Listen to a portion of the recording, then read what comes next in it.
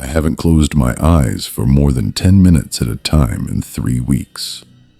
In my town of Millbrook, Pennsylvania, sleep became a crime punishable by death, and I'm one of the last people still awake to tell you why. It started on November 8th, with the emergency broadcast system interrupting every TV channel and radio station at exactly 11:47 p.m. The message was simple, delivered by Mayor Richardson in a voice that sounded like he'd been crying. Effective immediately, all residents of Millbrook are prohibited from sleeping. Anyone found unconscious or in a state of sleep will be subject to immediate enforcement action. This is not a drill. Stay awake, stay alive. At first, we all thought it was some kind of prank or a technical malfunction. I mean, how do you make sleep illegal? It's a basic human need, like breathing or drinking water. But within hours, we understood that Mayor Richardson was dead serious. The first person they took was Mrs. Henderson from 3 houses down. She was 84 years old and had been taking afternoon naps for as long as anyone could remember. At 2:15 a.m., I heard the sirens. Through my bedroom window, I watched as men in hazmat suits carried her limp body out of her house on a stretcher. She was still in her nightgown, and I could see her gray hair falling over the side of the gurney. They loaded her into the back of an unmarked white van. That was the last time anyone in the neighborhood saw Mrs. Henderson alive. By the second day, the town had transformed into something out of a nightmare. Coffee shops that had closed at 6 p.m. for decades were now open 24 hours. The local pharmacy ran out of caffeine pills and energy drinks within 6 hours. People were walking the streets at all hours, their eyes red and bloodshot, supporting each other as they stumbled from exhaustion. The enforcement teams, that's what we started calling them, patrolled the streets in those same white vans. They had some kind of equipment that could detect when someone had fallen asleep. Infrared cameras, maybe, or something that monitored brain activity. I never got close enough to find out, and I worked the night shift at the 24-hour diner on Main Street, which suddenly became the most popular place in town. People would come in and order cup after cup of coffee, their hands shaking from caffeine overdoses, their faces pale and drawn. Nobody talked much about what was happening. There was an unspoken understanding that asking too many questions might draw the wrong kind of attention. On the third night, I met Sarah Martinez, a nurse who'd been working at Millbrook General Hospital for 15 years. She slid into a booth near the back of the diner around 4 a.m., ordered black coffee, and sat there staring at her hands for 20 minutes before she spoke. "I saw what happens to them," she whispered, glancing around to make sure no one else was listening. "The people they take, they bring them to the hospital, to a wing that's been sealed off since last week." My heart started pounding. "What do you mean? What happens to them?" Sarah's eyes filled with tears. "They're not dead when they bring them in. They're still asleep, but they can't wake up. It's like they're trapped in some kind of coma. The doctors, the ones who are still allowed to work, they run tests, but nothing makes sense. Brain activity is off the charts, but the patients are completely unresponsive." She leaned closer across the table. "But here's the thing that's been keeping me awake even without the caffeine. They're all dreaming the same dream. The EEG patterns are identical across every single patient. Whatever they're experiencing in their sleep, They're all experiencing it together. That's when she told me about Dr. Chen, one of the hospital's sleep specialists who'd been studying the phenomenon. According to Sarah, Dr. Chen had discovered that the sleep prohibition wasn't random.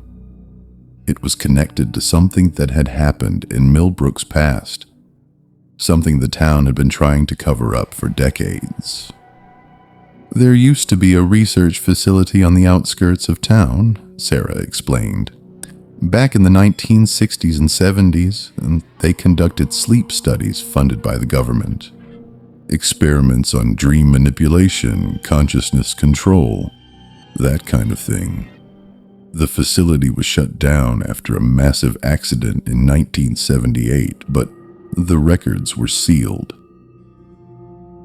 She pulled out a folded piece of paper from her purse, a photocopy of an old newspaper article from 1978.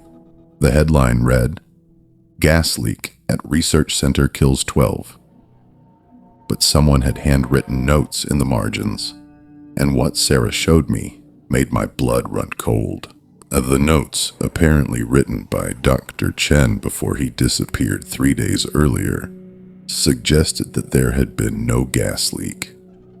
The 12 people who died had been test subjects in an experimental program designed to create a shared dream state. The experiment had gone wrong, trapping the subjects in a collective nightmare from which they couldn't wake up.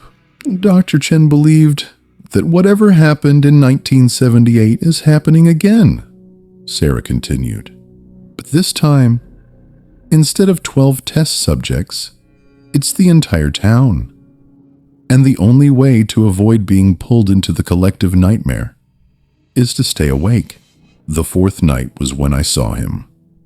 I was walking home from the diner around 6 a.m., the sun just starting to rise over the empty streets of Millbrook, when I noticed a figure standing at the end of my block. At first glance, he looked like any other sleep-deprived resident. Pale, thin, wearing clothes that looked like he'd been in them for days. But as I got closer, I realized something was wrong. The man wasn't blinking.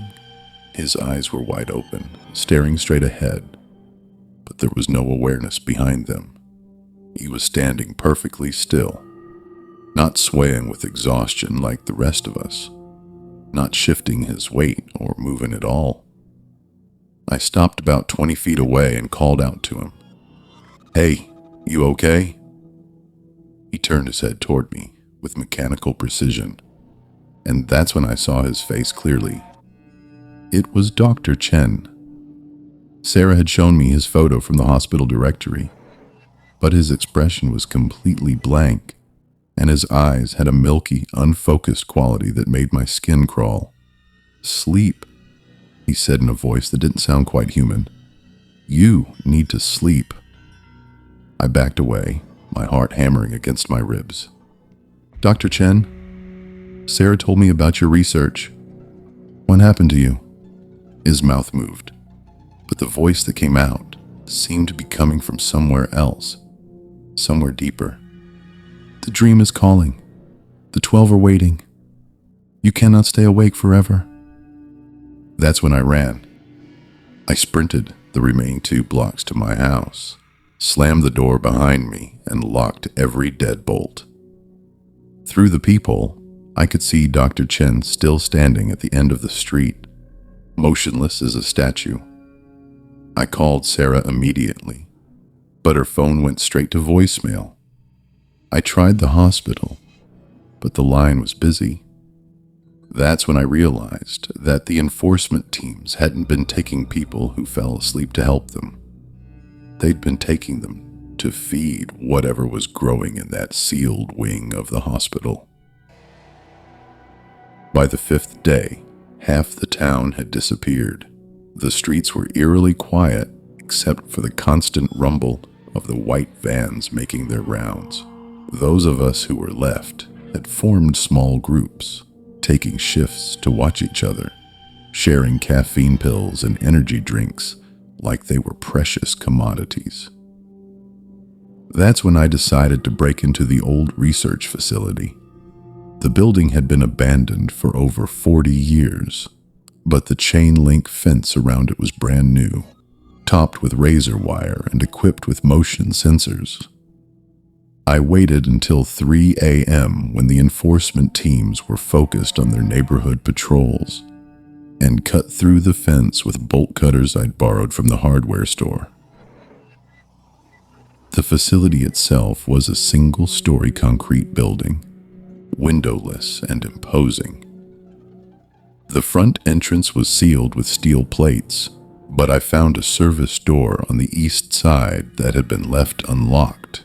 Inside, the building was dark and cold, filled with the smell of mildew and something else. Something sweet and organic that made my stomach turn. I used my phone's flashlight to navigate the hallways, passing empty offices and laboratories that looked like they'd been abandoned in a hurry. Papers scattered on desks, equipment left mid-experiment, coffee cups still sitting where someone had left them decades ago. But in the basement, I found what I was looking for. The sleep research lab was exactly as it had been left in 1978. 12 beds arranged in a circle, each equipped with monitoring equipment and IV drips. But the beds weren't empty. 12 bodies lay there, perfectly preserved despite being dead for over 40 years. Their eyes were closed, and they looked peaceful, as if they were simply sleeping. At the center of the circle was a machine I didn't recognize, something that looked like a cross between a computer and a medical device, covered in dials and switches and blinking lights. It was still running, humming softly in the darkness.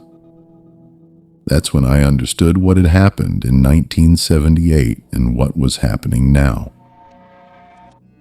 The researchers hadn't been trying to create a shared dream state. They'd accidentally torn a hole between the waking world and the dream world, and the 12 test subjects had become anchors, keeping that hole open. For 40 years, they'd been pulling people into their collective nightmare, one by one, whenever someone in Millbrook fell asleep. But something had changed recently. The hole was getting bigger, and now it was pulling in entire groups of people at once. The enforcement teams weren't trying to protect the town. They were feeding it, bringing more dreamers to expand the nightmare. I found the